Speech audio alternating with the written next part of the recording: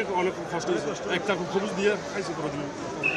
এটা ছিল এমন এক মামলা যেটা সর্বনিম্ন সাজা 10 বছর, সর্বোচ্চ সাজা যাবজ্জীবন তথা 25 বছর।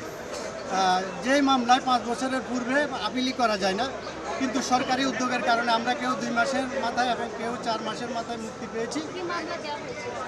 এটা হচ্ছে রাষ্ট্রদ্রোহ মামলা। রাষ্ট্রদ্রোহ মামলা, এখানে আমরা প্রবাসীরা অনেকে ভুক্তভোগী পেশে গিয়েছি, কাউকে ফাঁসানো হয়েছে, হয়তো 20% সর্বোচ্চ জড়িত থাকতে পারে, কিন্তু বেশিরভাগই ফেসে গিয়েছে অথবা ফাঁসানো হয়েছে। আসলে আমি কোনোভাবে এটার জন্য প্রস্তুত ছিলাম না। সকালবেলা আমি অফিসে, সেদিন ছিল 5 আগস্ট ঐতিহাসিক, সকালবেলা আমার বন্ধুদের সাথে অফিসে ছিলাম। বিকালে আমার কাছে একটা কল আসে সাজা পুলিশ স্টেশন থেকে যে 5 মিনিটের জন্য যাওয়ার জন্য। তা আমি সেখানে গিয়ে যেটা অনুভব করলাম যে আমাকে আটকে দেওয়া হয়েছে। তারপর একটা ইতিহাস, আমাকে সাজায় 19 দিন, আবুধাবিতে 19 দিন আটকে রাখা হয়, এরপর আমাদের সবাইকে জেলে পাঠানো হয়। আমার কাজ করা অবস্থা সেইটা আমার ফোন দিয়েছে, বলতেছে 5 মিনিট কথা বলবো। আমি বলছি যে আমি কী করছি, তো সমস্যা নেই, 5 মিনিট কথা বলবো। পরে আমার ওই জায়গার মধ্যে আটকে ফেলছে। আমি গেছি, আমার আম্মা মারা গেছে, আমি বাড়িতে আসতে পারিনি কেন।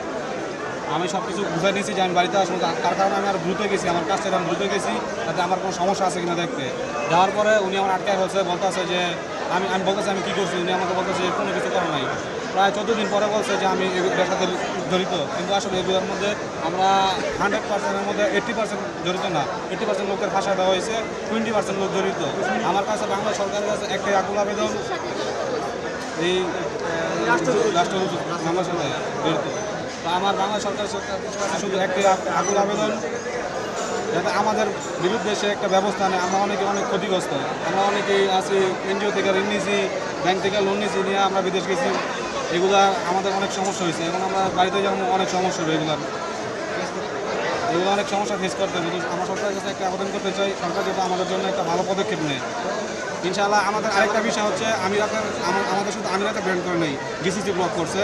গালফের মধ্যে এনি কোনো কান্ট্রিতে আমরা ঢুকতে পারবো না, জিসিসি ব্লক করছে। এটা আমার সরকারের কাছে আকুল আবেদন জানাই, আমরা যেহেতু আমিরাতের মধ্যে এই জিনিসটা করছি, আমাদের যাতে নেক্সটে অন্যান্য দেশের মধ্যে যাওয়ার সুযোগ সুবিধা দেওয়া দেয়।